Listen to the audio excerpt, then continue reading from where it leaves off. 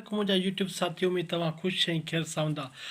साथियो, अॼु ही ॿ किताब आहिनि, ॿ अहम शख़्सियतूं जंहिं सिंध जे लाइ, सिंधी अदब लाइ पाण जाखोड़ कई, ख़िदमत कई, सिंधी अदब जी, सिंधी अदब लाइ महिनतूं कयूं ऐं पंहिंजो नालो मक़ाम मथे कयो ऐं सिंधी अदब जी ख़िदमत करे सिंधी अदब जो बि नालो निशान मथे कयो। साथियो, अलामा आहे काज़ी ऐं असांजो नजम अब्बासी। नजम अब्बासी जा किताब तव्हां इलाही पढ़िया हूंदा, तसौफ़ ते, मज़हब ते, या नावलनि जा जेके ज़बरदस्त नावल पढ़िया हूंदा। अलामा आहे काज़ी, इमदाद अली, इमाम अली काज़ी साहब जी शख़्सियतूं, उन जा किताब, उन जो ख़िदमतूं तव्हां सभिनी खां वाक़ुफ़ु आहियो, हाणे ॼाण कोन आहियो। इन लाइ असांजी जेको आहे सो अदी रिहाना नज़ीर जेको सो नजम अब्बासी ते हिकिड़ी PhD जो मक़ालो आहे, ऐं असांजे मदद अली सिंधी अलामा आहे काज़ी जी शख़्सियत ऐं हयाती जो हलवाल किताब बि सो त ॿई छपियो आहे। साथियो, ॿई शख़्सियतूं भलियूं, ॿई ॾाढा ज़बरदस्त, ऐं ॿिन्ही जो ॿ लिखंदड़ रिहाना नज़ीर ऐं मदद अली सिंधी ॿई सिंधी अदब जा ॼातल सुञातल नाला अण वाक़ुफ़ु कोन आहिनि, जंहिंजो वरी मां तारीफ़ करां। बाक़ी किताब जी तारीफ़ लाइ तव्हां किताब तारीफ़ हीअ आहे, नजम अब्बासी जदीद इनकलाबी फ़िक्र जो तर्जुमान। इहो सही असांजे जेको आहे सो आहे रिहाना नज़ीर, जंहिं माना हिन ते असांजे नजम अब्बासी ते लिखियो आहे।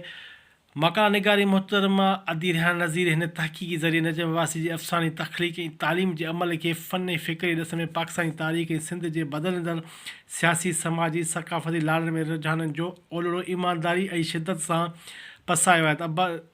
अब्बासी जी तख़लीक़ कम वारी गोनागूयत आहे, गहरी अभ्यास ऐं पारखूतनगी नज़र सां लेखक खे सम्झी परखे हिन खे दोष ज़रूरतुनि खे सम्झण सुञाणप जे लाजवाब कोशिशि कंदे गॾु कयल मालूमात खे यकजा करे उन जे मुनासिब तजुर्बे बहितर तख़लीक़ी वसीले अलमी कमु सरअंजाम ॾिनो।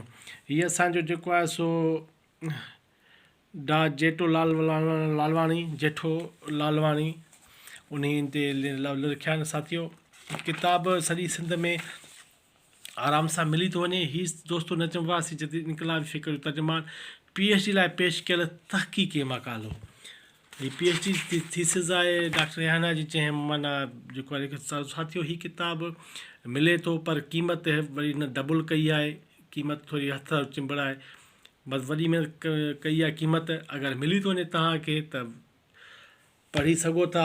नजम अब्बासी के जा आहियो पुरस्कार पढ़ंदड़, उन जा जेको आहे सो त पोइ तव्हां लाइ किताब बिल्कुलु आहे। बाब पहिरियों बर सगीर में जदीद सिंधी कहाणी जी इब्तिदा ऐं इर्तिक़ा, बाब ॿियो सिंधी मुख़्तसिर कहाणी जी इब्तिदा ऐं अवाइली दौर, बाब टियों सिंधी अदब में मुख़्तसिर कहाणी जो मक़ाम, ऐं हीअ उन जा वरी ॿिया चैप्टर सिंधी अदब में कहाणी जी इब्तिदा। साथियो, हिन जेको आहे सो चैप्टर ते अदी रिहाना जो कमु आहे। कमु कीअं आहे, मां पाण पढ़ियो न आहे, जो पाण ड्राल हणा त मूं पढ़ियो आहे, माफ़ु कजो, पढ़ी वरी पोइ राय ॾिबी। बाब चोथों नजम अब्बासी बहैसियत हिकु मुख़्तसिर कहाणी नवीस। बाब पंजो नजम अब्बासी जी कहाणी जो समाजी कारज। बाब छहों नजम अब्बासी जो हमअसर कहाणीकारनि में हैसियत। शेख अयाज़, जमाल अबड़ो, अयाज़ कादिर, ऐनक़ाफ़ शेख, रशीद भट्टी, मोहम्मद उस्मान ॾीपलाई, अहमद जलील, नसीम कर, हमीद सिंधी, गुलाम आगर, सोभ ज्ञान चंदाड़ी, सिराजुल हक़ मेमन, इब्राहिम खलील ऐं काज़ी खादिम। बाब सतों आहे पाकिस्तान जे ॿियनि मकामी ॿोलियुनि में उर्दू, पंजाबी, पश्तो, बलोची ऐं अहम कहाणीकारी फ़न जे अभ्यास जी रोशनी में नजम अब्बासी जो मक़ाम। हीअ साथियों ॿिया जेके उर्दू जा नाला आहिनि वॾा, उन्हनि जो जेको आहे सो भेटा ॾिनी आहे आदि जो कमु आहे। चए थी त तख़लीक़ी तहक़ीक़ तनक़ीद बज़ार टे मुख़्तसिर सनफ़ूं नज़र अचनि थियूं, लेकिन कामयाबु लिखणियूं त उहे थींदियूं जेके उन टिनी जे रब्त सां लिखियूं वञनि थियूं। ख़ासि तौर ते त हिकु तख़लीक़ी ज़हन ऐं बहितर तौरु पंहिंजी मदा नक़द बयानु करे सघिजे त हू ज़ात जे दायरे में रही लिखे थो, त उहो शेर, नसर, नाविल, अफ़सानो या ड्रामे सूरत अख़्तियार करे थो। साथियों, हीअ जेको आहे सो डॉक्टर काज़ी खादिम साहब हिन खे ॿ लफ़्ज़ लिखिया आहिनि। पेश लफ़्ज़ डॉक्टर नजम अब्बासी जहिड़े नामियार इनकलाबी लेखक जे हयाती तौरु इल्मी अदबी कावशुनि जे पस मंज़र में मक़सद खे वाज़े कंदड़ थीसिस नजम अब्बासी जदीद इनकलाबी फ़िक्र तर्जुमान, जंहिंखे लिखी रिहाना नज़ीर डॉक्टर रिहाना नज़ीर बणिजी वई। तंहिंजी अशार न सिर्फ़ु हिन जी महिनत साबित कंदड़ आहे, बल्कि सिंध जेके वॾी लेखक जे बारे में निहायत मुफ़ीद तफ़सीली मालूमात पिणु ॾिनी आहे, जेको ईंदड़ वक़्त में नव लिखंदड़ में पैदा थियल आलमी ऐं निहायत काराइती साबित थींदी। डॉक्टर रिहाना नज़ीर हिकु अहिड़ी अदीब लाइ तख़लीक़ क़लम खयो आहे जंहिंखे दुनिया में आई वॾी को वक़्तु कोन थो, मां दुनिया मां आई वए को वॾो वक़्तु कोन थियो आहे, तंहिं करे हिन मुश्किल कमु करे हिनखे सिंधी तख़लीक़ अदब जी जेका ख़िदमत कई आहे सा वाक़ई साराहण जोगी आहे। दोस्तो साराह जोॻो अमल आहे, ॾाढो भलो कमु आहे, अहिड़नि माण्हुनि ते लिखणु घुरिजे पर सुहिणे नमूने लिखणु घुरिजे। ऐं ॿियो आहे ही अलामा आहे काज़ी शख़्सियत ऐं हयाती जो अहवालु। मदद अली सिंधी साहब, मदद अली सिंधी खां सभु को वाक़िफ़ु आहे, मां हिन जो छा तारीफ़ करायां। मिली थो वञे आराम सां, हिन क़ीमत सॼी सिंध में पियो आहे। किताब ही तव्हांखे अधु क़ीमत ते मिली वेंदो, जेको आहे 550 पेज सुठे जेको आहे तव्हांखे 700 रुपए मिली वेंदो। साथियो ही थोरो तारीफ़ हैदराबाद सिंध में ओलह पासे खां क़दीम टंडो नूर मोहम्मद लतीफ़ा जो नंबर 4 वाक़िया, उते सिंधु दरिया जे किनारे ते वंटरी बंदर हो, परियां अंग्रेज़ी रेजिडेंसी वाक़ई हुई। अॼु उते रेजिडेंसी इमारत जी जाइ ते सर चार्ल्स नेपियर जो ठाहिरायल ॾेवड़ी वञी बाक़ी बची आहे, पर भर में ख़ूबसूरत वंटरी बंदर हो जेको सिंधु दरिया जे मस्तु छुनि जी हिकु अजीब नज़र पेश कंदो हो।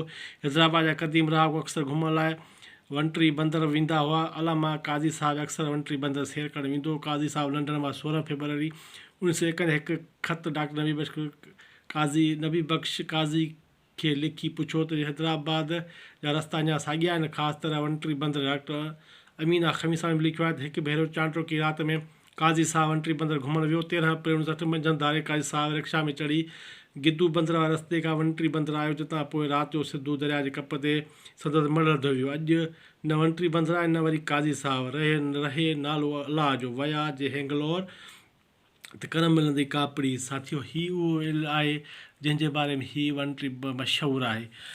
किताबु ॾाढो ज़बरदस्तु आहे, किताब जी मां छा तारीफ़ कयां। मदद अली साहब जेको आहे सो जसलण इन कम में, हिन जा ॿिया बि कम आहिनि हाशुकर रामाणी ते, उहो मां तारीफ़ ॾींदुसि। उन ते बि ॾाढो ज़बरदस्तु लिखियो अथई। साथियो ही जेको आहे सो सखावत खाते छपरायो आहे जेको आहे सो किताबु। हिन जा मां चैप्टर तव्हां सां थोरो वंड कंदो हलां। बाब पहिरियों सियासी समाजी ऐं तारीख़ी पस मंज़र, हीउ जेको आहे मीरनि जी ज़वाल शिखर जा कारण सिंधियुनि तरफ़ां मज़ाहमत, पहिरीं अवामी बगाद, 68 जंग आज़ादी। दोस्तो इहे लाॻापियल चैप्टर। अलामा आहे काज़ी ज़िंदगी जो अहवालु, हीउ सॼो साथियो उन जो आहे। ऐं अलामा आहे काज़ी सिंध यूनिवर्सिटी जो बानी, अलामा आहे काज़ी ज़िंदगी जा आख़िरी ॾींहं, अलामा काज़ी आलमन अदीब जी नज़र में, हिन शख़्सियतुनि हिन ते लिखियो आहे जेको आहे सो। दोस्तो किताबु ॾाढो ज़बरदस्तु आहे, मां छा तारीफ़ कयां हिन जी। अलामा आहे काज़ी जा चूंड मज़मून ऐं तक़रीरूं, अलामा आहे काज़ी जा कुझु चूंड ख़त ऐं पैगाम ऐं जाम करानाला जी। दोस्तो किताब ॿई भला आहिनि। अगरि कंहिंखे हिन शख़्सियतुनि सां लॻाव आहे, पढ़ंदड़ आहिनि, त हीअ किताबु तव्हांजे लाइ आहे। किताबु पढ़णु जहिड़ो बि आहे, सांढे रखणु जहिड़ो बि आहे। तहक़ीक़ कम आहिनि। वीडियो लाइ अर्ज़ु कबो, चैनल खे सब्सक्राइब कंदा ऐं वीडियो खे लाइक कंदा, तव्हांजा लख लाइक।